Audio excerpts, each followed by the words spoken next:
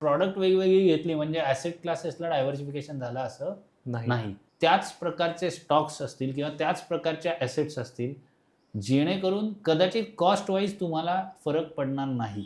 Cost wise तिथे कुठलाही फरक नाही, पण ओव्हरलॅप्स मात्र आहेत. आता हे म्युच्युअल फंडातले ओव्हरलॅप परत 2 प्रकारचे आहेत. तर हा जो 40% डेट आहे हा ऑलरेडी ओव्हरलॅप आहे, कारण त्याच्याकडे ही सर्व प्रॉडक्ट्स आहेत की सो तुम्ही फ्लेक्सी आणि मल्टी कॅप घेतलं तरी सुद्धा लार्ज कॅपचा जो प्रपोर्शन आहे तिथे अनेकदा खूप ओव्हरलॅप्स येऊ शकतात. म्हणजे हा ओव्हरलॅप काय प्रकारे स्पष्ट सांगशील तर जो वेन डायग्राम आहे की 2 वर्तुळ काढली आणि त्याच्यातला एक कॉमन जो पोर्शन आहे that is overlap. That is nothing but overlap. So you will see थीमॅटिकमध्ये जर का माझा हा सेक्टरल पोर्शन असेल तर थीमॅटिकमध्ये थोडाफार ओव्हरलॅप यायला सुरुवात होते. दिसायला नाव वेगळं दिसतं फ्लेक्सी कॅप आणि इकडे ELSS, तर ते देखील बघणं गरजेचं आहे. मग अशा वेळेस पोर्टफोलिओ कन्स्ट्रक्ट करताना गुंतवणूक सल्लागारांनी गुंतवणूकदारांनी ह्या गोष्टी नक्की विचारात घेतल्या पाहिजेत. सो तुम्ही जेव्हा पोर्टफोलिओ बनवता तेव्हा जर का ही मार्केट सायकल तुमच्या लक्षात आली, त्यानुसार तुम्ही गुंतवणूक केली असेल तर त्याचा तुम्हाला फायदा होऊ शकतो.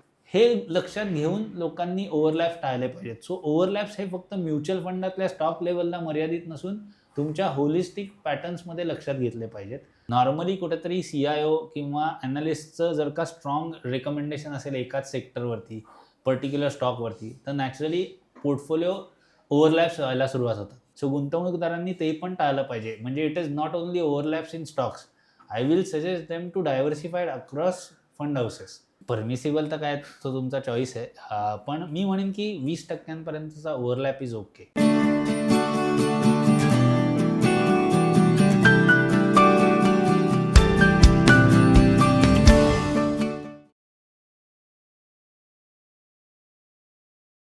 Don't put all your eggs in the same basket हा गुंतवणुकीचा नियम आपल्या सगळ्यांना माहिती असतो. त्यामुळे बरेच जण म्युच्युअल फंडांमध्ये गुंतवणूक करतानाही एकाच प्रकारच्या फंडांमध्ये करण्यापेक्षा वेगवेगळ्या प्रकारच्या फंडांमध्ये करून डायव्हर्सिफिकेशन साधण्याचा प्रयत्न करतात. पण बऱ्याचदा असं करूनही आपल्याला फक्त मानसिक समाधानच मिळतं का? याचं कारण म्हणजे जरी वेगवेगळ्या कॅटेगरीतले फंड आपण निवडले तरी पण त्या फंडांमध्ये जर त्याच कंपन्या असल्या तर ते डायव्हर्सिफिकेशन न होता ओव्हरलॅप होतं का? आणि हे असा जर पोर्टफोलिओ ओव्हरलॅप असेल तुमचा तर त्याची रिस्क काय असते? तर या महत्त्वाच्या विषयावर या एपिसोडमध्ये आपण चर्चा करणार आहोत. नमस्कार, मी निरंजन मेढेकर. बिग बक्स पॉडकास्टमध्ये तुमचं मनापासून स्वागत. आणि आपल्यासोबत आहेत बिग बक्सचे फाउंडर डिरेक्टर CA विपुल शहा. नमस्कार विपुल. अतिशय महत्त्वाचा विषय पण मला वाटतं तितकंच दुर्लक्षित आहे, कारण अनेक गुंतवणूकदारांना याविषयी माहितीच नाही आहे की त्यांचा पोर्टफोलिओ खरोखर डायव्हर्सिफाईड आहे का ओव्हरलॅप आहे. तर हे पोर्टफोलिओ ओव्हरलॅप असणं म्हणजे नेमकं काय हे सांगशील आम्हाला? एक पोर्टफोलिओ ओव्हरलॅपसाठी मी तुला गमतीशीर गोष्ट सांगतो. आपण म्युच्युअल फंडांची चर्चा करतो असं अनेकांना वाटेल, पण एक वेगळं गणित आहे. म्हणजे काय ते सांगतो. मी कायम सांगतो गुंतवणूकदारांना सृष्टीत जशी 5 तत्व आहेत तशी गुंतवणूक देखील 5 ॲसेट क्लासेस आहेत. म्हणजे फर्स्ट इक्विटी किंवा शेअर मार्केट म्हणून, दुसरं रिअल इस्टेट आहे, तिसरं FD तत्सम प्रॉडक्ट्स आहेत म्हणजे फिक्स्ड डिपॉझिटसारखी, त्यांना डेट प्रॉडक्ट म्हणजे डेट ओरिएंटेड प्रॉडक्ट्स पण म्हणून. चौथं आहे गोल्ड, सिल्वर, प्लॅटिनम, डायमंड. आणि 5वं आहे कॅश इन हँड किंवा लिक्विड फंड किंवा सेव्हिंग्ज अकाउंटमध्ये. सो हे 5 ॲसेट्स आहेत. आता एक गमतीशीर उदाहरण तुला देतो. माझ्या एका ओळखीच्या काकांना मी विचारलं तर ते म्हटले, विपुल मी माझा पोर्टफोलिओ अत्यंत उत्कृष्टरित्या डायव्हर्सिफाय केला आहे. माझ्या SBIमध्ये काही FDs आहेत, माझ्या घराच्या समोरच बँक ऑफ इंडिया आहे, तिथे माझ्या काही FDs आहेत. पण सगळं एकाच ठिकाणी नको म्हणून मी काही कॉस्मॉसमध्ये पण FD केलेल्या आहेत आणि सिनियर सिटीजन सेव्हिंग स्कीममध्ये पण माझे पैसे आहेत बरं का. आणि मुलाच्या नावाने मी LICमध्ये देखील गुंतवणूक केली. एंडॉमेंट प्लॅन त्याचा जो काय आहे तो, त्याच्यातही गुंतवणूक केलेली आहे. आणि PPF तर मी आवर्जून करतो सगळ्यांना आणि माझ्या मुलालाही सांगितलेलं आहे की जसं कमवायला लागशील तसं PPFमध्ये तू गुंतवणूक केली पाहिजेस. मी म्हटलं वा छान काका, मग आपण इक्विटी मध्ये म्हणजे स्टॉक्समध्ये छे मी ऑलरेडी एवढ्या ठिकाणी सगळीकडे गुंतवणूक केली आहे, इक्विटी नकोच बाबा, ते फार वोलटाईल असतं. काका रिअल इस्टेट राहतं घर तेवढं बास आहे रे, कारण मुलांचा भरोसा नाही, शिक्षण करून कदाचित ते बाहेर जायचं देखील म्हणतात. म्हटलं म्हणजे काका तुमचं फक्त आत्ता काय तर राहतं घर आहे आणि त्या व्यतिरिक्त सगळं वेगवेगळ्या ठिकाणच्या FDमध्ये. तुला काय वाटतं हा पोर्टफोलिओ एक प्रकार डायव्हर्सिफाईड आहे? अजिबात नाही. हा इथे फिक्स्ड इन्कम किंवा हो. एफडी सारख्याच ऍसेटमध्ये प्रचंड हो. ओव्हरलॅप्स आहेत. हो. म्हणजे तेच म्हणजे प्रॉडक्ट्स वेगवेगळी घेतलेत. अनेकदा गुंतवणूकदारांच्या लक्षात येत नाही की ते प्रॉडक्ट वेगवेगळी घेतली म्हणजे ऍसेट क्लासेसला डायव्हर्सिफिकेशन झालं असं नाही. हीच गोष्ट म्युच्युअल फंडांमध्ये लागू होते की त्यांनी डायव्हर्सिफिकेशनच्या नावाखाली समजा 3 लार्ज कॅप फंड घेतलेत का तर एकाच लार्ज कॅप फंडवरती एक्सपोजर नको. तर तू बघशील की अनेकदा लार्ज कॅप म्हणजे काय, भारतातल्या टॉप 100 कंपन्या त्याच्यातही तू बघशील तर जवळपास 30 ते 35% वेटेज बँकिंग सेक्टरचं आहे. मग IT सेक्टरचं आहे, त्याच्यानंतर ऑइल अँड गॅस म्हणजे रिलायन्स इंडस्ट्रीज किंवा इतर कंपन्या. जर का तू हे बघत गेलास तर ह्याच काही सेक्टरवरती एवढं एक्सपोजर आहे. म्हणजे ऑटो एन्सिलरीज आहेत, बँक्स तर आपण सांगितलं, banking and finance field. So ह्या 4-5 सेक्टरमध्ये जवळपास 70% वेटेज आहे इंडेक्सचं. सो तू बघशील जर का ह्याच प्रपोर्शनमध्ये सर्व लार्ज कॅप फंडांचा पोर्टफोलिओ असेल तर 2-3 लार्ज कॅप फंड किंवा इंडेक्स फंड घेणं ह्याच्यात किती ओव्हरलॅप्स असतील याचा तू विचार कर. मग त्यातून हे डायव्हर्सिफिकेशन मिळत नाही. म्हणजे ओव्हरलॅप असणं म्हणजे काय तर 2 पोर्टफोलिओजमध्ये त्याच प्रकारचे स्टॉक्स असतील किंवा त्याच प्रकारच्या ॲसेट्स असतील जेणेकरून कदाचित कॉस्ट वाईज तुम्हाला फरक पडणार नाही. म्हणजे एका लार्ज कॅप फंडाचा एक्सपेन्स रेशो समजा 1.5% आणि दुसऱ्याचा 70 आहे तर तो फार मोठा फरक नाही आहे. कॉस्ट वाईज कुठलाही फरक पडणार नाही. बँकेत समजा SIP चालू आहे त्या फंडांमध्ये तर बँकेत एकाच्या ऐवजी 2 एंट्रीज दिसतील की एकात 5,000ची SIP चालू आहे, दुसऱ्या फंडात 5,000ची SIP चालू आहे. सो बँक एंट्रीला लागणारा खर्च फक्त फार म्हणजे तो काही फारसा नसेल. सो कॉस्ट वाईज तिथे कुठलाही फरक नाही, पण ओव्हरलॅप्स मात्र आहेत. आता हे म्युच्युअल फंडातले ओव्हरलॅप परत 2 प्रकारचे आहेत की कॉमन स्टॉक्स असणं, पण तो ओव्हरलॅप हा एक प्रकार झाला बघण्याचा. पण कॉमन स्टॉक्स तर असूच शकतात. What is more important is त्यांचं वेटेज काय आहे, तुलनात्मक दृष्ट्या वेटेज किती आहे. म्हणजे दोघांमध्ये SBI आहे पण एकात 1% आणि एकात 10%, तर मग तेवढा ओव्हरलॅप नाही. पण दोघांमध्येही कुठेतरी 4% SBI आणि 5% SBI आहे. तर नॅचरली 4% तर कॉमनच झाला त्या SBI संदर्भातला पोर्टफोलिओ. तर असं बघशील तर आम्ही जेव्हा गुंतवणूकदारांना कुठलाही सल्ला देतो किंवा सांगतो तेव्हा आजकाल बाजारात देखील सॉफ्टवेअर्स उपलब्ध आहेत. तर इनजेन नावाचं हे सॉफ्टवेअर आहे. परत इथे मी कुठलेही रेकमेंडेशन देत नाही, आम्ही जे वापरतो ते फक्त सांगतोय. त्यामध्ये आम्हाला पोर्टफोलिओ ओव्हरलॅप्स दिसून येतात. मग पोर्टफोलिओ ओव्हरलॅप्स दिसल्यानंतर आमच्या लक्षात येतं की एखाद्या क्लायंटला कुठले फंड्स रेकमेंड करणं थोडं इझी जाईल आणि ती इन्सिडेंटल ॲडवाईस आहेत. त्याच्या रिस्क ॲपेटाईटनुसारच आपण गुंतवणूकदारांना सल्ला देत असतो. तर त्या दृष्टीने बघितलं जातं की कुठे ओव्हरलॅप्स जास्त आहेत किंवा कुठे नाहीत. मग नॉर्मली अनेकदा गुंतवणूकदार काय करतो, जेव्हा गुंतवणूकदार डायरेक्ट जातात, स्वतःहून गुंतवणूक करायला जातात, तेव्हा ते काय करतात, एक बॅलन्स फंड घेतात, एक लार्ज कॅप फंड घेतात, एक large and mid cap fund घेतील, एखादा मिड कॅप घेतील, एखादा स्मॉल कॅप घेतील. नॉर्मली एवढे 5 फंड्स घेतले जात नाहीत, पण जे जस्ट सांगतो. आता जे हायब्रिड फंड घेतात तिथे ओव्हरलॅप सुरू होतो. कसा, एखादी सॅलरीड व्यक्ती आहे, त्याची एक कुटुंब घेऊयात की एक साधारण 40च्या आसपासचे सद्गृह असतात आणि त्यांनी स्वतःहून म्युच्युअल फंडामध्ये गुंतवणूक करायचं ठरवलं डायरेक्ट प्लॅन. हरकत नाही, कारण सेबीने 1 जानेवारी 13 पासून डायरेक्ट प्लॅन्स सांगितलेत आणि गुंतवणूकदारांना डिस्ट्रीब्युटरची आवश्यकता नसेल तर नक्कीच तो पर्याय त्यांना उपलब्ध आहे जो स्वस्त आहे, जो नक्कीच फायद्याचा आहे खर्चाच्या तुलनेत. ॲडवायझरी किंवा सपोर्ट आणि बिहेवियर मॅनेजमेंट हा वेगळा आस्पेक्ट आहे. मी अनेकदा सांगितलं की तुम्हाला लॉंग टर्म जायचं असेल तर तुम्हाला कोच हवा, तुमच्याबरोबर श्रीकृष्णासारखा ॲडवायझर हवा किंवा कोणीतरी तुम्हाला गाईड केलं पाहिजे, मेंटर असला पाहिजे. आता इथे लक्षात घे, त्या व्यक्तीच्या आई वडिलांचं कुठेतरी पैसे सिनियर सिटीजन सेव्हिंग स्कीममध्ये आहेत, त्यांच्या FDs आहेत, ह्या व्यक्तीच्या स्वतःच्या कुठेतरी बँकेत FDs आहेत, त्याचं स्वतःचं PPF अकाउंट्स चालू आहेत, EPFOमध्ये त्याचा पैसा जात आहे. असं असताना तो हायब्रिड फंड घेतोय कारण त्याला म्युच्युअल फंडात रिस्क वाटत आहे म्हणून तो हळू जाऊ इच्छितो. तर खरं सांगशील तर समजा तो हायब्रिड फंड 60% इक्विटी आणि 40% डेटमध्ये आहे, तर हा जो 40% डेट आहे हा ऑलरेडी ओव्हरलॅप आहे. कारण त्याच्याकडे ही सर्व प्रॉडक्ट्स आहेत की फॅमिली इनहेरिटन्समध्ये सिनियर सिटीजन सेव्हिंग स्कीम आईवडिलांच्या नावाच्या आहेत, त्यांच्या काही FDs आहेत, ह्याच्या स्वतःच्या या व्यक्तीच्या FDs आहेत, त्याच्या PPFमध्ये पैसे गुंतवले जात आहेत, तर त्याला डेट ॲसेट क्लासची आवश्यकता नाही. मग त्यांनी तिथे हायब्रिड फंड घेणं हाच एक प्रकारचा ओव्हरलॅप आहे. मग आता बघूयात त्या हायब्रिड फंडांमध्ये टिपिकली लार्ज कॅपचं प्रपोर्शन जास्त असतं. मग त्यांनी आता जो हायब्रिड फंड घेतला त्यातला इक्विटीचा पोर्शन 60% तिथे लार्ज कॅप्स आहेत आणि विचार करूयात की त्यांनी लार्ज कॅप फंड घेतलाय, परत तिथे तुला ओव्हरलॅप्स दिसायला लागतील. आता तिथून त्यांनी large and mid cap fund घेतलाय, परत त्याच्यात लार्ज कॅप आले, सो तो लार्ज कॅपचा पोर्शन परत तिथे तुला ओव्हरलॅप दिसायला लागेल. आता हे जर का बघितलं तर त्याचा पोर्टफोलिओ त्यांनी जो स्वतःहून कन्स्ट्रक्ट केलाय त्यामध्ये अनेक प्रकारे कुठेतरी फ्लॉज आहेत दुर्दैवाने.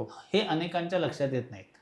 मग यांनी कॉस्ट वाईज फरक नाही पडणार, पण डायव्हर्सिफिकेशन अचीव्ह झालं नाही.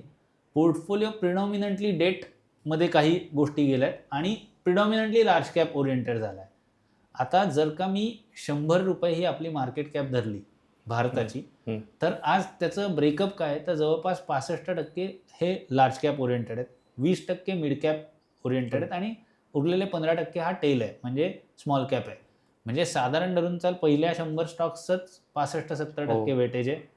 पुढचे 101 ते 250 म्हणजे पुढच्या 150 ज्या महत्त्वाच्या कंपन्या आहेत ज्या लार्ज कॅप म्हणजे रिलेटिव्हली लार्जर कॅपिटलायझेशन आहे लार्ज कॅप नंतरच्या, त्यांना मिड कॅप म्हटलं जातं. सो ते 20% कॉन्ट्रीब्यूट करतात आणि उरलेली जी टेल आहे ती स्मॉल कॅप म्हणजे 251 पासून पुढे.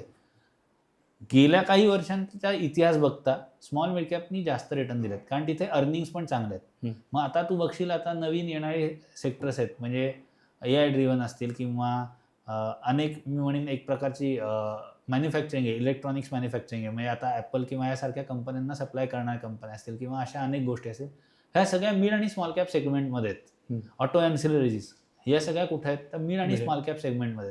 त्यांची अर्निंग्स पण चांगली आहेत, पण मग तो 35% कॉम्पोनंट आहे आणि हा 65%. जर का मी अशा प्रकारे पोर्टफोलिओ कन्स्ट्रक्ट करत गेलो आणि समजा मला वाटतं अर्निंग्स मोमेंटम आणि व्हॅल्युएशन आजच्या घडीचं नाही, माझं आउटलुक म्हणून म्हणतं, माझं म्हणजे गुंतवणूकदाराचं, की पुढच्या 15-20 वर्ष त्यांना वाटतं की भारतात कदाचित स्मॉल मिड कॅप चांगले करतील, तर त्यांनी अशा प्रकारचा पोर्टफोलिओ बनवल्यास त्याच्यावरती त्यांना स्मॉल मिड कॅपला अपेक्षित एक्सपोजरच देता येणार नाही. हे अनेकांच्या लक्षात येत नाही. मध्ये असं झालं तर फ्लेक्सी कॅप आणि मल्टी कॅप, आता ही एक अजून एक कॅटेगरी आहे. अनेकदा गुंतवणूकदार एक फ्लेक्सी कॅप घेतात, एक मल्टी कॅप फंड घेतात. आता गंमत अशी की फ्लेक्सी कॅप फंड हा आत्ता जो आपण डिस्कस केला त्याप्रमाणे जाणार की 65 लार्ज, 20 मिड आणि 15 स्मॉल, कारण हे इंडेक्सचं ॲलोकेशन आहे, NSE 500चं ॲलोकेशन आहे. फंड मॅनेजरला पूर्णतः स्वातंत्र्य आहे की त्यांनी अगदी 100% देखील तो स्मॉल कॅप घेऊ शकतो. पण कुठलाही फंड मॅनेजर बेंचमार्क्स पासून एवढा डेव्हिएट करत नाही, कारण मग ती अल्फा जनरेट करण्यासाठी किंवा एक्स्ट्रा रिटर्न जनरेट करण्यासाठी घेतलेली डिस्प्रपोर्शनेट रिस्क आहे. बरोबर. सो आता फ्लेक्सी कॅपमध्ये असं धरून चाल की प्रिडॉमिनंटली लार्ज कॅप्स असतील इफेक्टिव्हली. आता जो मल्टी कॅप आहे तिथे काय सांगितलं आहे, minimum 25% large cap, minimum 25% mid cap, minimum 25% small cap, उरलेला 25% फंड मॅनेजर डायनॅमिकली करू शकतो. सो तुम्ही फ्लेक्सी आणि मल्टी कॅप घेतलं तरी सुद्धा लार्ज कॅपचा जो प्रपोर्शन आहे तिथे अनेकदा खूप ओव्हरलॅप्स येऊ शकतात. सो गुंतवणूकदारांनी हा विचार करणं आवश्यक आहे की आपण कशासाठी ही गुंतवणूक करतोय. आम्ही जेव्हा इंडियनमधनं हे पोर्टफोलिओज लावतो तेव्हा आम्ही 7-8 फंड्स करतो. हे करताना आम्ही काय करतो, एक वेन डायग्राम म्हणून आपण गणितात शिकलो होतो बघ. म्हणजे हा ओव्हरलॅप काय प्रकारे स्पष्ट सांगशील तर जो वेन डायग्राम आहे की 2 वर्तुळ काढली आणि त्याच्यातला एक कॉमन जो पोर्शन आहे that is overlap, that is nothing but overlap.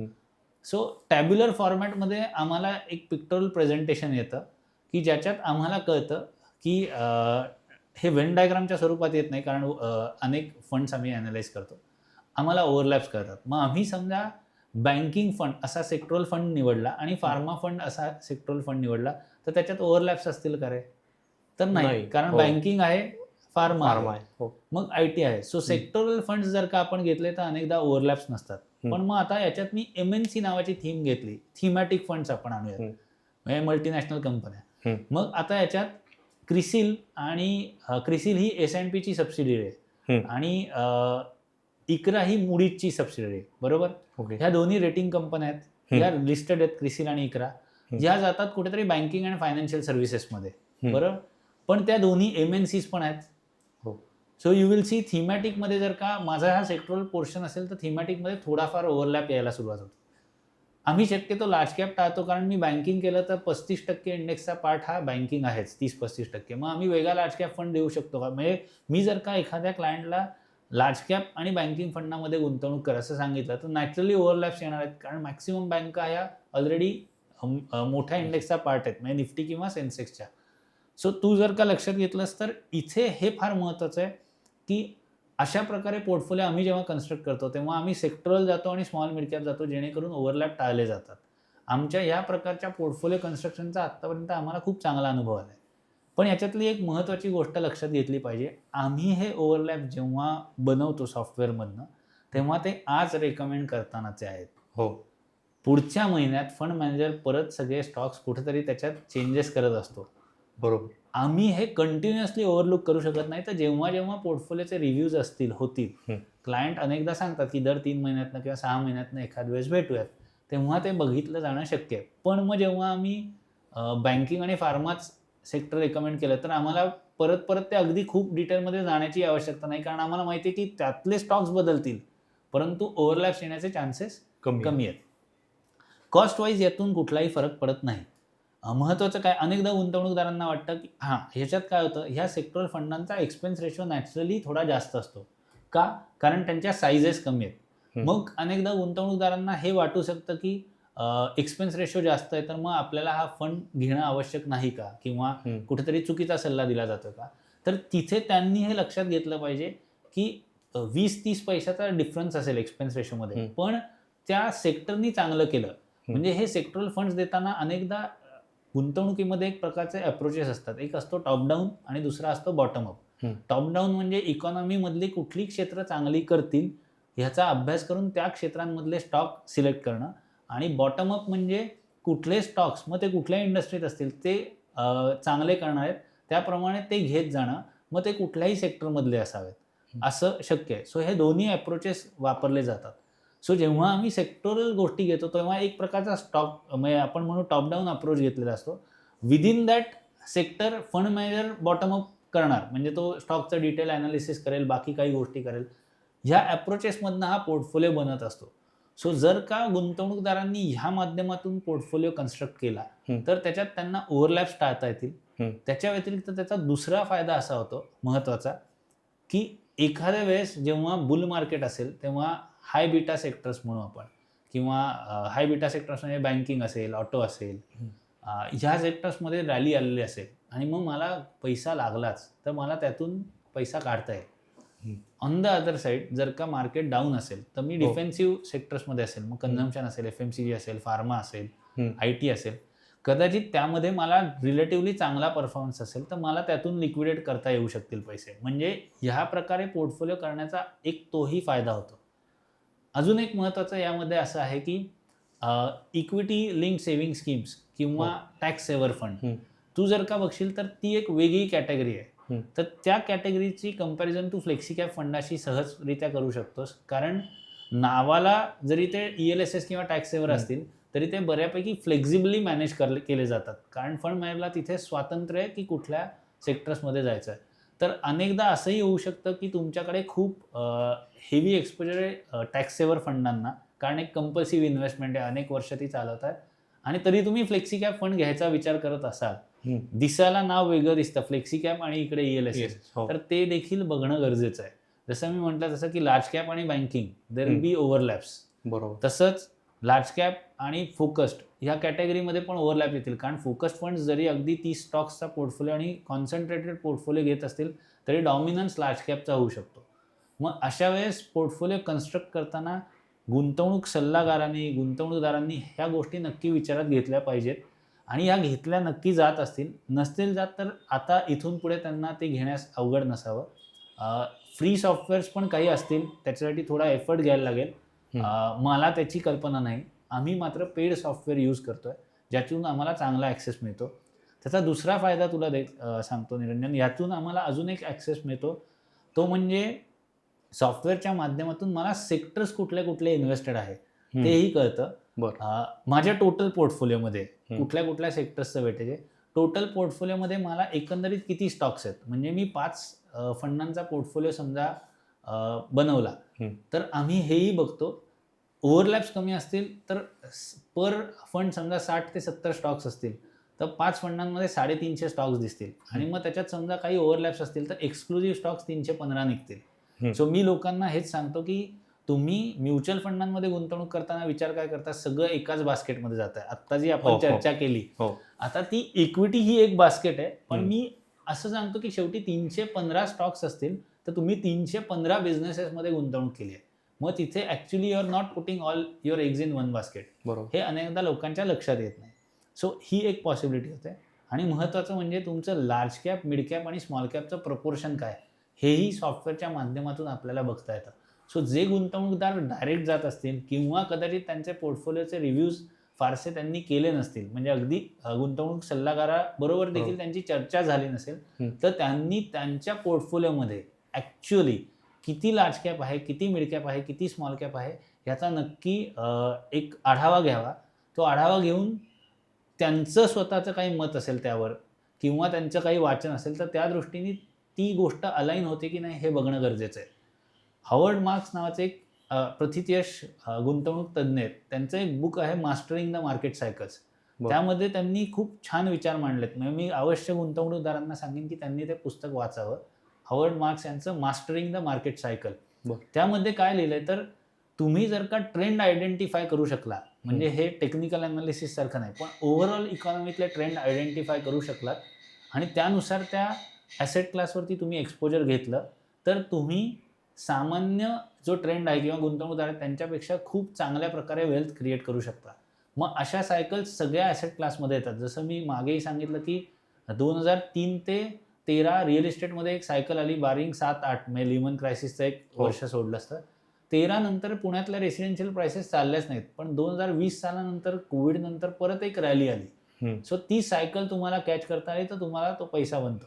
So तुम्ही जेव्हा पोर्टफोलिओ बनवता तेव्हा जर का ही मार्केट सायकल तुमच्या लक्षात आली, त्यानुसार तुम्ही गुंतवणूक केली असेल तर त्याचा तुम्हाला फायदा होऊ शकतो. म्हणून तो स्मॉल कॅप किती, मिड कॅप किती, लार्ज कॅप किती हे बघणं गरजेचं आहे. ना की तुम्ही आपलं एक प्रकारे हा फंड घेऊ, हा फंड घेऊ, हा फंड घेऊ, आयसोलेशनमध्ये बघण्यापेक्षा स्वतःहून हे करणं गरजेचं आहे. ह्या व्यतिरिक्त अजून एक महत्त्वाची चूक होते अनेकदा की गुंतवणूकदार स्वतःहून स्टॉक्समध्ये गुंतवणूक करतात. ती चूक नाही आहे. तो एक पोर्टफोलिओ आहे. तो म्युच्युअल फंडाच्या पोर्टफोलिओ बरोबर कम्पेअर केला जात नाही. मग मी अनेकदा लोकांना सांगतो की large caps R wildly track, त्यांच्याबद्दलची सर्व माहिती उपलब्ध आहे. त्यांचा ॲनालिसिस म्हणजे जे अनेक ॲनालिस्ट ट्रॅक करतात त्याचे सगळे रिपोर्ट्स ऑनलाईन पण सहज मिळू शकतात. सो वाईल्डली कवर्ड एरिया आहे. त्यामुळे अनेकदा गुंतवणूकदारांना मी सांगतो की तुम्ही स्वतःहून गुंतवणूक करत असाल तर लार्ज कॅपमध्ये करा. मग त्यांनी ती लार्ज कॅपमध्ये केली असं आपण घटकावर धरूयात, स्टॉक्समध्ये लार्ज कॅपमध्ये केली तर त्या व्यक्तीला एखाद्या सल्लागाराने किंवा त्यांनी स्वतः देखील परत लार्ज कॅप फंड घेण्याची आवश्यकता नाही. मग लार्ज कॅप असो, लार्ज अँड मिड कॅप असो, फोकस्ड असो किंवा बॅलन्स फंड असो किंवा अगदी टॅक्स सेव्हर असो, या सगळ्यांमध्ये लार्ज कॅपचं पर्यायी प्रपोर्शन जास्त देणार आहे. मग अनेकांच्या बाबतीत असं झालंय की त्यांनी कुठेतरी HDFC बँक घेतलेला असतो, इन्फोसिस किंवा TCSचं होल्डिंग असतं. अनेक गुंतवणूकदार आहेत की खरंच सुज्ञ गुंतवणूकदार आहेत की TCSच्या IPO पासून आजवर देखील शेअर्स होल्ड केलेले आहेत. मग त्यांच्या लक्षातच येत नाही, अरे आपल्या या पोर्टफोलिओतनं परत तेच स्टॉक्स येत आहेत. हे अनेकदा लक्षात येत नाही. एक वेगळ्या प्रकारचं डायव्हर्सिफिकेशन पण एक मी सांगेन की पोर्टफोलिओ ओव्हरलॅपचं अजून एक उदाहरण, तुम्ही IT क्षेत्रामध्ये आहात तर तुम्हाला RSUs म्हणजे रिस्ट्रिक्टेड स्टॉक युनिट्स किंवा आपण म्हणूयात एक प्रकारचे ESOPs मिळतात. तुमचं करिअर IT वरती अवलंबून आहे, प्लस तुमचे RSU मध्ये प्रचंड होल्डिंग आहे, डिस्प्रपोर्शनेट वेल्थ आहे आणि मग तुम्ही म्युच्युअल फंडामध्ये कुठेतरी काहीतरी गुंतवणूक करताय. तर माझं अनेकदा म्हणणं असतं की तुमचं करिअर IT वर त्या RSU मध्ये सुद्धा तुमचे खूप होल्डिंग असेल तर यू शुड रिअली थिंक की ते डायव्हर्सिफाय करायची गरज आहे का, कारण तुमचं करिअर आणि तुमचा पोर्टफोलिओ हे ओव्हरलॅपच आहेत एक प्रकारे. हा खूपच इंटरेस्टिंग मुद्दा आहे की करिअर आणि इन्व्हेस्टमेंट ही पण ओव्हरलॅप होऊ शकते. सो हे अनेकांच्या लक्षात येत नाही. मग ते तिथे डायव्हर्सिफिकेशन नाही. म्हणजे दुर्दैवाने असं काही झालं की IT मध्ये काही अडचण आली तर तो स्टॉक पण क्रॅश होतो, ॲट द सेम टाइम तुमचा जॉब पण धोक्यात येतो. मग त्याऐवजी जर का तुम्हाला चांगले RSU मधनं बेनिफिट होत असेल तर तुम्ही ते लिक्विडेट करून कदाचित स्टॉक्समध्ये स्वतःहून इतर स्टॉक्समध्ये इतर इंडस्ट्रीजमध्ये गुंतवणुकीस हरकत नाही. म्हणजे काय तर एखाद्या IT क्षेत्रातल्या तज्ज्ञाला किंवा एम्प्लॉईला मी IT फंड सेक्टरल एक्सपोजर देणं अपेक्षित नाही, कारण त्याचं करिअर आणि त्याचे RSUs हे ऑलरेडी किंवा ESOPs हे ऑलरेडी त्या फील्डमध्ये आहेत. मग त्याला मी परत टेक्नॉलॉजी फंड देणं हेही एक प्रकारची चूक ठरू शकते. हे लक्षात घेऊन लोकांनी ओव्हरलॅप्स टाळले पाहिजेत. सो ओव्हरलॅप्स हे फक्त म्युच्युअल फंडातल्या स्टॉक लेवलला मर्यादित नसून तुमच्या होलिस्टिक पॅटर्न्समध्ये लक्षात घेतले पाहिजेत. हे अनेकदा लक्षात न घेतल्यामुळे आपल्याकडे गुंतवणूक करताना अनेक चुका होतात आणि मग त्यातनं अनेकदा असं होतं की सगळं एकाच दिशेला गेलं, म्हणजे माझे पोर्टफोलिओ डाऊन होतो, माझं करिअरही धोक्यात येतं. ही गोष्ट सहजरित्या टाळली जाऊ शकते. अजून एक महत्त्वाचं मी सांगेन की एक वेगळ्या प्रकारचा ओव्हरलॅप आहे. माझ्याकडे एक घर आहे आणि माझं राहतं एक घर आहे आणि मी अजून एक घर घेतलंय. आता लोक ते घरावरचं जे कर्ज आहे दुसऱ्या घरावरचं ते फिटवायला जातात. मग ऍक्च्युली काय झालं, समजा ते कर्ज तुम्ही फेडत गेलात, ते कर्ज फेडत गेलात तर राहतं घरही तुमचं लोन फ्री आहे आणि ते घर पण लोन फ्री झालं. आता तुमच्या पोर्टफोलिओत काय झालं तर सगळी रिअल इस्टेटच क्रिएट झाली आणि तुम्ही इक्विटी किंवा म्हणजे तुम्ही प्रीपे करण्याऐवजी ते इक्विटी म्युच्युअल फंडात गुंतवले असते किंवा इतर ॲसेट क्लासमध्ये गुंतवले असते, भले गोल्डमध्ये थोडंफार प्रपोर्शन घेतलं असतं, तर तुमचं ॲसेट क्लास डायव्हर्सिफिकेशन होतं. अनेकदा मध्यमवर्गीयांची जी मानसिकता आहे की कर्ज डोक्यावर नको, या भावनेतून ते कर्ज फेडताना त्यांच्या लक्षात येत नाही की त्यांचं ॲसेट क्लासवरचं बॅलन्स टिल्ट होतोय. कुठेतरी रिअल इस्टेटचं एक्सपोजर वाढत चाललंय, कुठेतरी नेटवर्कचं प्रपोर्शन रिअल इस्टेटमध्येच वाढत गेलेलं आहे आणि दुर्दैवाने गेले 10 वर्ष रिअल इस्टेट चाललीच नाही. म्हणजे ज्या व्यक्तीने 10 वर्षांपूर्वी होम लोन जी काय त्याच्या ॲडिशनल प्रॉपर्टीवरची पण लोन फेडली, त्याच्यासाठी ती प्रॉपर्टी डेट फ्री झाली, परंतु ती पुढची 10 वर्ष प्रॉपर्टी वाढलीच नाही. ते कर्ज फेडण्याऐवजी त्या व्यक्तीने तोच पैसा जर का म्युच्युअल फंडांच्या माध्यमातून इक्विटी म्युच्युअल फंडमध्ये गुंतवणूक केली असती तर त्याच्यात डिस्प्रपोर्शनेट रिटर्न्स मिळाले असते. म्हणजे अनेकदा होम लोन प्रीपे करणं ॲडिशनल हे सुद्धा रिस्की आहे, हे लोकांच्या लक्षात येत नाही. कारण का तर ते डायव्हर्सिफिकेशन अचीव होत नाही. आम्ही तर स्पष्ट सांगतो की तुम्ही ते प्रीपे करण्यापेक्षा दुसऱ्या ॲसेटमध्ये गुंतवा, जेणेकरून तुमचं रिअल इस्टेटलाही एक्सपोजर राहील आणि दुसऱ्या ॲसेटलाही एक्सपोजर राहील. हे फार महत्त्वाचं आहे. ह्याची मॅथमॅटिकल कॅल्क्युलेशन कदाचित कधी आपण पुढच्या एपिसोड्समध्ये कमिंग एपिसोड्समध्ये करूयात, कारण हा एक फार महत्त्वाचा प्रश्न आहे. मला तर मी म्हणेन आपण एक पॉडकास्ट केवळ होम लोनवरती आणि त्या अनुषंगाने असलेल्या गोष्टींवरती करू शकू, तर त्याचा आपण नक्की विचार करूयात. परत जर आपण इक्विटीकडे आलो किंवा म्युच्युअल फंडांकडे आलो तर बऱ्याचदा असं दिसतं का तुम्हाला की फंड मॅनेजर त्याच कंपन्यांमध्ये गुंतवणूक करतायत, तर ही कुठेतरी गरज असते का स्ट्रॅटेजी? कारण ठराविक कंपन्याच परफॉर्म करतायत ठराविक वर्षामध्ये, असं पण असू शकतं. आता ह्याच्यात पण एक सांगतो, म्हणूनच आम्ही अनेकदा सांगतो की वेगवेगळ्या फंड हाऊसेसच्या स्कीम्स सिलेक्ट करा. कारण फंडाचं स्ट्रक्चर कसं असतं, तर त्यांचा एक CIO चीफ इन्व्हेस्टमेंट ऑफिसर असतं. MD CEO sales department is different. Investment committee लक्षात घेऊ आपण, एक इन्व्हेस्टमेंट कमिटी असते, CIO असतो, चीफ इन्व्हेस्टमेंट ऑफिसर असतो. इन्व्हेस्टमेंट कमिटीमध्ये रिस्क ऑफिसर्स, त्याच्यानंतर तज्ज्ञ, बाकीचे सगळे अशी लोक असणार आहेत. फंड मॅनेजर आहे, म्हणजे CIO आहे, CIOच्या अंडर फंड मॅनेजर्स आहेत, फंड मॅनेजर्सच्या अंडर म्हणजे बरोबर परत ॲनालिस्ट्स आहेत. अशी सगळी ती हायरार्की आहे. नॉर्मली कुठेतरी CIO किंवा ॲनालिस्टचं जर का स्ट्रॉंग रेकमेंडेशन असेल एकाच सेक्टरवरती, पर्टिक्युलर स्टॉकवरती, तर नॅचरली पोर्टफोलिओ ओव्हरलॅप्स व्हायला सुरुवात होतात. म्हणजे फॉर एक्झाम्पल XYZ कंपनीचा फ्लेक्सी कॅप, त्याचा मल्टी कॅप, त्याचा मिड कॅप आणि आपण म्हणू त्याचा बिझनेस सायकल फंड, ही पण एक थीम आहे. त्याच्यात तुम्हाला त्याचे स्टॉक दिसू शकतात. म्हणूनच आम्ही सजेस्ट करतो की शक्यतो फंड हाऊसचा एखादी स्कीम घेतली तर सफिशियंट असू शकते. सो तू म्हणालास ते अगदी बरोबर आहे, कारण मग कुठेतरी त्यांना एक प्रकारचं लव आणि अफेक्शनच होतं.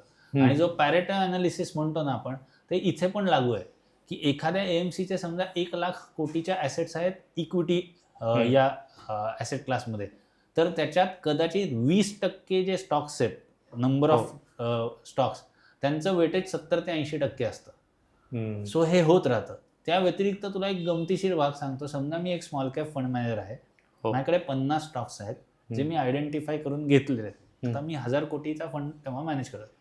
कालौघाने तो वाढत वाढत वाढत वाढत गेला किंवा मला खूप इन्फ्लोज यायला लागला आणि तो 5000 कोटी झाला. तर मला आले आणि दर महिना SIP येतात, तर आलेले पैसे मला आयदर एक्झिस्टिंग स्टॉक्समध्ये घ्यायला लागतील किंवा मला नवीन स्टॉक्स घ्यायला लागतील. सो जर का मी आहे त्या स्टॉक्समध्येच हे प्रपोर्शन वाढवत गेलो तर तेच मला जास्त दराने खरेदी करत राहायला लागेल.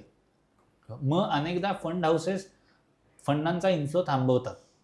म्हणजे अशाही गोष्टी आहेत की तिथे लमसम पैसा घेणं बंद केलंय किंवा SIP किंवा STP माध्यमातूनच पैसा गुंतवणूक प्रिफर करतात. सो फंड मॅनेजर पण खूप चांगल्या प्रकारे हा पैसा मॅनेज करतात. इथे सांगावं असं वाटेल परत, इथे कुठलंही रेकमेंडेशन नाही, पण स्मॉल कॅप फंडांमध्ये पैसा घेणं ICICI प्रुडेन्शियल म्युच्युअल फंडांनी मार्च 24ला बंद केलं होतं आणि ते कुठेतरी जानेवारी-फेब्रुवारी 2026ला त्यांनी तो परत घेतलं. आता मार्च 24ला त्यांनी बंद केलं. तिथून ऑक्टोबर-नोव्हेंबर 24 पर्यंत स्मॉल कॅपमध्ये रॅली आली. म्हणजे त्या फंड मॅनेजर आणि CIO कुठेतरी चुकले का काय असा बाजाराचा समज झाला. पण तिथून आजपर्यंत ते फक्त करेक्शन झोनमध्ये. सो स्मॉल कॅप तिथून त्या पीकपासून आजही 15 ते 18% डाऊन आहेत. सो हे कौतुक आहे त्या फंड मॅनेजरचं, कारण त्यांचा व्यवसाय काय आहे तर मनी मॅनेज करणं. जेवढ्या ॲसेट्स अंडर मॅनेजमेंट असतील तेवढे त्यांचं इन्कम आहे. बट इतके अपराईट राहून देखील काम करणारे ह्या इंडस्ट्रीमध्ये लोक आहेत आणि म्हणूनच गुंतवणूकदारांचा या फील्डवरती विश्वास आहे. त्यामुळे तू जे म्हटलास ते बरोबर आहे की त्याच स्टॉक्समध्ये त्यांना घ्यायला लागतं. मग ते वेगवेगळ्या स्कीम्समध्ये तेच स्टॉक्स दिसतात. थोडंफार मी म्हणेन असं म्हटलंही जातं कुठेतरी मॅनेज पण केला जातो शो, असंही होतं किंवा IPOला त्यांनी सबस्क्राईब केलं अँकर इन्व्हेस्टर म्हणून. तर मग एखाद्या अंडर परफॉर्मिंग स्कीमला ते वेटेज दिलं जातं. अशा गोष्टी घडतात. पण मी म्हणेन तुलनात्मक दृष्ट्या हे खूप नगण्य आहे आणि सेबी ह्यामध्ये खूप चांगल्या प्रकारे विजिलंट आहे आणि त्या प्रकारे त्यांनी जी सिस्टीम बांधलेली आहे त्याचा आपल्याला फायदा होऊ शकतो. अनेकदा तू बघशील तर कुठेतरी मी म्हणेन की जेव्हा मार्केट क्रॅश झालं तेव्हा पूर्वी असं म्हटलं जातं की LIC बेलआउट करायला सपोर्ट करायची गव्हर्नमेंटलाही. मग LIC कडे खूप फंड्स होते तर एखाद्या IPOमध्ये सबस्क्राईब करण्यासाठी ते वापरले जायचे. मग त्याच्यावरती खूप टीका झाली. पण अनेकदा अनुभव असा सांगतो कदाचित की जे एस फंड मॅनेजर्स आहेत ते अशा बॉटम म्हणजे फिशिंग म्हणतो आम्ही की बाबा कुठल्या तरी न्यूज फ्लोमुळे स्टॉक प्राईस करेक्ट झाले तर तेव्हा त्यांनी ते घेतलेले आहेत आणि तिथून पुढे मग त्याच्यात चांगल्या प्रकारे रिटर्न्स मिळालेत.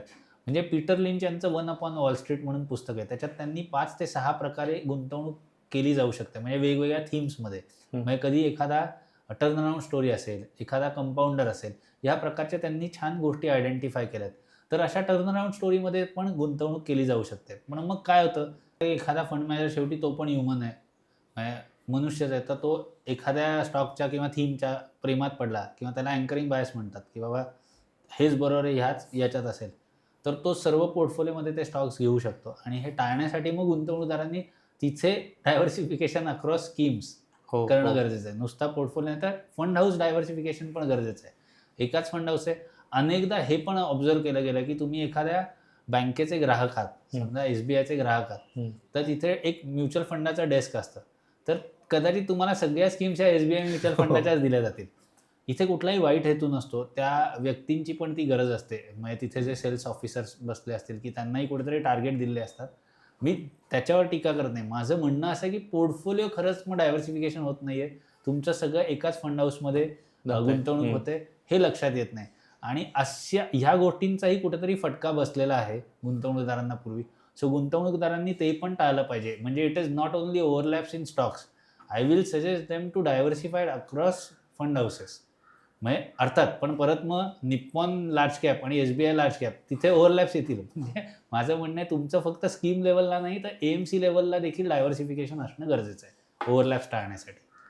थोडासा गुंतवणूकदारांच्या दृष्टीने विचार केला आपण तर हे ओव्हरलॅप समजा आपण गृहीत धरले थोडंफार असणार आहे तर ते किती टक्क्यांपर्यंत किंवा किती प्रमाणात परमिसिबल आहे असं काही सांगू शकते? परमिसिबल तर काय तो तुमचा चॉईस आहे. पण मी म्हणेन की 20% overlap is okay. Beyond that शक्यतो मग डायव्हर्सिफिकेशन मिळत नाही. हे असं माझं सजेशन आहे. म्हणजे 30-40% अगदी कुठे कुठे 50% ओव्हरलॅप होता. जसं मी म्हटलं 2 लार्ज कॅप फंड तू आज कुठल्याही कार्ड इंडस्ट्रीतले 40 ते 60% ओव्हरलॅप असेल. एक गोष्ट सांगितली जाते ॲक्टिव्ह शेअर नावाची एक कन्सेप्ट आम्ही सांगतो किंवा म्हटली जाते आणि खूप फंड मॅनेजर हे ट्रॅक करतात. सो बेंचमार्कमध्ये काही प्रपोर्शन्स असतात स्टॉक्सची आणि एखाद्या लार्ज कॅप फंडांनी त्याच प्रपोर्शनेटमध्ये गुंतवलं तर पूर्ण इंडेक्सला मॅच करतं किंवा इंडेक्सला ओव्हरलॅप होतं. आता त्यांनी वेटेजेस डिफर करायला सुरुवात केली तर पोर्टफोलिओ बेंचमार्कच्या तुलनेत त्याचा ॲक्टिव्ह शेअर किती हे महत्त्वाचं. सर ज्या फंडाचा ॲक्टिव्ह शेअर जास्त असेल तो रिस्क पण कॅरी करतोय कारण तो बेंचमार्कपासून डेव्हिएट करतोय जास्त. परंतु मग अल्फा जनरेट होण्याचे चान्सेस पण जास्त आहेत. नाहीत तर मग तुम्ही पॅसिव्ह फंडांमध्येच गुंतवणूक केलेली जे फायद्याची ठरू शकते कारण तुम्हाला कॉस्टही कमी लागेल. जर का एखादा फंड बेंचमार्क हगिंगच करत असेल म्हणजे बेंचमार्कलाच जर का धरून बसणार असेल तर इट इज ऑलवेज बेटर की तुम्ही त्यापेक्षा मग इंडेक्स ETF किंवा इंडेक्स फंडामध्ये गुंतवणूक केलेली योग्य. सो ह्या दृष्टीने जर का बघितलं तर 20% वरती 30% वरती ओव्हरलॅप्स नको. हेच गणित मी म्हणेन जेव्हा बेंचमार्कच्या तुलनेत कुठेतरी 20-30% तरी ॲक्टिव्ह शेअर पाहिजे, त्याच्यापेक्षा जास्तच असायला हवा. कारण एक्सपेन्स रेशो पण जस्टिफाय झाला पाहिजे. म्हणजे फंड मॅनेजरनी कुठेतरी त्याचं काम पण दर्शवलं पाहिजे. म्हणून त्यांनी रेकलेस रिस्क घ्यावी असं मी म्हणणार नाही, पण ते केल्याशिवाय कुठेतरी गोष्टी जस्टिफाय पण होणार नाहीत. तर हे समजून घेऊन गुंतवणूक केली पाहिजे. पण 20-30% हा बेंचमार्क असावा असं मला वाटतं. याला कुठलाही पॅरामीटर नाही, ह्याचं कुठलीही फायनान्शियल डायरेक्ट कॉस्ट नाही, इम्प्लिकेशन्स नाहीत. इनडायरेक्टली नक्की आहेत, कारण शेवटी तुम्ही सगळा पोर्टफोलिओ लार्ज कॅपच घेऊन चाललात आणि मिड कॅप स्मॉल कॅपचा एक्सपोजरच राहून गेला तुमच्या ओव्हरलॅप्समुळे, तर नॅचरली यू विल सफर. बरोबर. आणि ते टाळणं नक्की गरजेचं आहे. आता हा एपिसोड बघून असं काही सॉफ्टवेअर नाही आहे कोणाकडे, तर एखादा गुंतवणूकदार ॲक्च्युअल मॅन्युअली पण हे नेटवर जाऊन चेक करू शकतो का, की त्याच्या पोर्टफोलिओत समजा आता 5 म्युच्युअल फंड आहेत, SIPच्या सुरू आहेत, तर बाबा यात कुठले कुठले स्टॉक्स, का तितकं हे नाही आहे. खरं सांगू का निरंजन, मलाही माहीत नाही, पण आजकाल गुगल आणि AIच्या माध्यमातून हे करता येणं शक्य असू शकेल. माझ्यापेक्षा मी नक्की सांगतो, पॉडकास्ट बघणारे गुंतवणूकदार ऑलरेडी टेक्नॉलॉजीशी जोडलेले आहेत, तर कदाचित ते हे शोधू शकतील. फारसं अवघड वाटत नाही, कारण फंडांच्या फॅक्टशीटच्या अवेलेबल आहेत. बरोबर. गोईंग फॉरवर्ड कदाचित AIला हा प्रश्न विचारला तरी चालेल. फक्त चॅलेंज असाच आहे की AI तेवढा अपडेटेड नसतो. फॅक्टशीट ही साधारण दर महिन्यांच्या महिना अखेरनंतर पुढच्या 10 दिवसात फॅक्टशीट नक्की पब्लिश होते. सो ती फॅक्टशीट डाउनलोड करून तुम्ही एखाद्या सॉफ्टवेअरमधनं हे रन केलं तर सोपं होईल. आणि इथेच महत्त्वाचं आहे सॉफ्टवेअर का, आम्ही जे करतोय ते सिम्पल आहे. ही गोष्ट मी मॅन्युअली करू शकतो का, तर उत्तर आहे हो. हे करण्यासाठी मला जर का माझ्या एका व्यक्तीचा एक धरून चाल की 1 तास वाया गेला असता आणि 8 फंड मॅनेज करायचे तर माझे 10 तास वाया गेले असते. त्याऐवजी मी वॉटआउट सॉफ्टवेअर वापरतोय. तिथे ते एक प्रकारचं AIच आहे किंवा it is repetitive, non value addition गोष्ट आहे. So I might as well use software. So that is what I will suggest. मला फ्रीमध्ये किंवा स्वस्तात उपलब्ध असलेली सॉफ्टवेअर्स मला माहीत नाहीत, पण याचा अर्थ ती अस्तित्वात नाहीत असं नक्की नाही. एक परत बेसिक प्रश्न येतो की म्युच्युअल फंडात गुंतवणूक करायची किंवा करतात, तर त्या पोर्टफोलिओमध्ये आयडियली मग किती फंड आहेत की ज्याच्यामुळे ओव्हरलॅपची रिस्क त्याही कमी होईल, की तुम्ही सिलेक्टिव्ह फंडच घेतलेत? मी सजेस्ट करेन एक 4-5 म्युच्युअल फंड्स आणि 2 SIF should be sufficient. Okay. आयुष्यभरासाठी सफिशियंट आहेत. बरं, त्यापेक्षा जास्त घेण्याची आवश्यकता नाही.